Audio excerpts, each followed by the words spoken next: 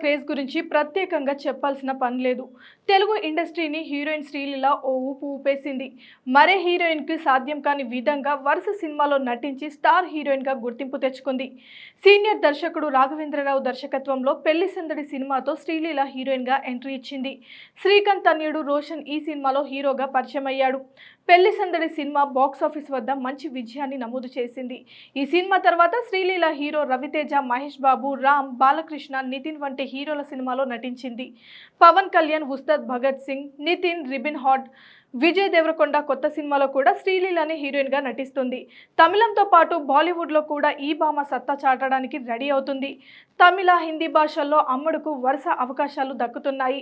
రీసెంట్గా తమిళ star Ajith good bad ugly మూవీలో హీరోయిన్గా సెలెక్ట్ అయిందనే వార్తలు వచ్చాయి. ఇది ఇలా ఉండగానే ఇప్పుడు బాలీవుడ్ ఎంట్రీకి కూడా శ్రీలీల రెడీ అయిపోయింది.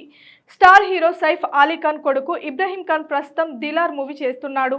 ఇందులో శ్రీలీలని హీరోయిన్గా తీసుకున్నారనే టాక్ వినిపిస్తుంది. ఈ రెండు సినిమాలు హిట్ అయితే శ్రీలీల పంట పండినట్లే.